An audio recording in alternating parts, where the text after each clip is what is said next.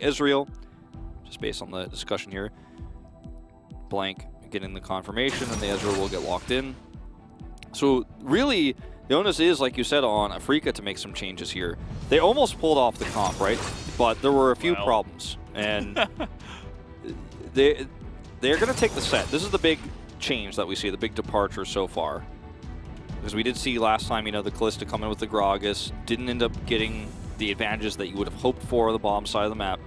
And sure, a lot of this is going to, you know, again be based on the jungle presence that we see. As Lehens will actually lock in the Alistar. Not as popular nowadays without the Hex Flash, but making a bit of a comeback here in this last week of Hex Flashless LCK. And we'll see Braum, because he was not banned this time around, to pair with the Ezreal.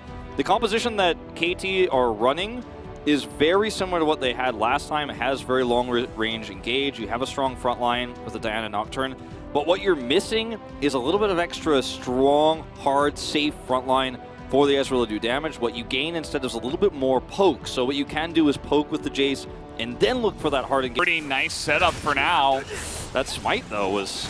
There it is. There we go. Comes on in. Dread is easily able to get that objective, but KT want to get the engage. But that knockup is so massive from the side of Lehens, as that is just way too much damage on the follow-up.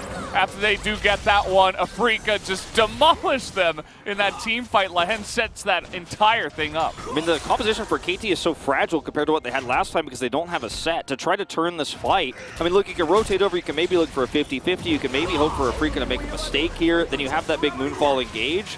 But the way specific brush, so I'm not even sure that Afrika know about this. Well, even if they don't know, they are keeping this hidden. Yeah, they're just out of it. Maybe they do know, and that's going to be the end of this chase. There is no hope when you get knocked into so much CC on top of that equalizer. This time, Afrika looked like the favorites easily. They're just He doesn't have his Eclipse yet, but it's going to be a 3v3 if it gets extended. Here we go. All right. Oh, he misses the flash, though. That is so unfortunate. Dread will lose that summoner, and now Keen and Fly are really committing into this one. Of course, the Gwen can just run away. You can kind of do whatever you want. 20 seconds to go before the Drake fight. KT are going to try to group top. All right, trying to make a play on a Doran, and look at Blank. He's like, well, I just can't help you. Like, there's nothing I can do for you here, sir. This is one of the really great moments to showcase Kalista's power, not because she's 3-0 in this game, but because she has a small lead, and well, I mean, it's now become big, but even with a small lead, if you have to pull the trigger, but it's still stolen away by the Rumble. Big engage does come in, though, from KT, but look at this flank coming out from Lehens. I don't think they can get away from this one, but Doran trying to go 1v4. May just give his life away to sacrifice for his teammates. It works out that way. Actually be in trouble here. Teleport down. Yeah, we got the teleport coming in first from, it looks like, Dove trying to turn this one on a Keen, but it's a Gwen. Not really going to be able to lock that down. That's a massive equalizer. Doran is so low, and here comes Lehens. Gonna get the flash out of Doran, but Exhaust is an easy counter to that. That will just be the one kill to Afrika, as they will pick that off. Trying to deny some backs, I suppose, as the teleport came into mid, but first you could certainly make your stand here. Get a little bit of CC as, okay, Fly wants to put an end to this, and Blank is just immediately going to die, basically. Harvest getting out of there. It's kind of looking like Noah last hit the Blank there, but anyway, that's going to be the jungler that does go down. Oh, man! Doran's able to take out Leo, and Leo was so massive. He holds so much of the gold in this comp, and now Fly is trying to jump onto an Ezreal. You can't quite do that. No one's going to assassinate another one, but look at this. Keen is able to get on top of him, and also Doran has gone down. At the end of the day, Keen is also quite large here, and he is able to play a huge part in taking him down. Now, you know, to answer your question, is this where they needed to make their stand? I think they found an opportunity with that poke coming through from Noah, coming through from Doran, to where they had an opportunity to make that stand. The problem is Blank's engage here is so weak, right? He's stunned, knocked up, he Qs on top of Leo, and actually dies before he can even Moonfall. So he doesn't actually get the setup that he wants, and yet still Doran and Noah together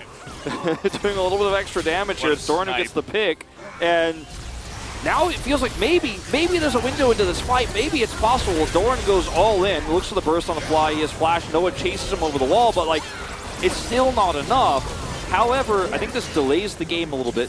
gives you a lot of extra gold. His teammates, but I think he went a little bit too deep. As Lehens will follow up, that's going to be the end of the Nocturne. Noah is he's trying so hard to carry this one as Fly goes pretty deep under the turret as well. Leo now looking for the play. Nice engage comes in from Lehens. And here is Keen. He is just a monster. Finds access to the backside of KT. And now there's just zero front line. They have the 2 poke pieces, but that is it. Despite the heroics here. And he will follow up with another nice engage. Afrika looking to end this one a little bit faster than the last one. That's the catch on Noah, and that will be the end of this game, and we will be going to a game number 3. There was just no way for KT to hold on any longer. They looked for a play. Lehens got Fates called in, gets a knock-up. That's the first pick, and it all falls apart. Lehens with a fantastic Alistair game, one of his best champions, historically speaking, especially this year. And he comes up big on it in a meta where there's no Hex Flash, doesn't matter. Afrika Freaks played the much easier to execute composition here, but I think a lot of this game came down to controlling and limiting the power of Doran in the side lane. So many resources were given to make sure he did not snowball that matchup into the Gwyn. He was pushed back, and when you remove Lee Sin, when you remove some of these top priority picks for Doran, some of these big impact champions even more. 小心一点啊，因为狼堡毕竟是个老将，我们对他的要求的标准线就跟新人不同了。没错。好，来看一下 MVP， 最后给到的是 Doing B Super Carry Doing B 这把顺利的10颗人头，而且没有阵亡过任何一次哦。这个阿卡丽在春季赛我们看过了，那个在关键时刻第5局站出来的 Doing B 的一个阿卡丽，现在相信凤凰粉看到了 Doing B 手下这个英雄的时候，也不会有所担心了。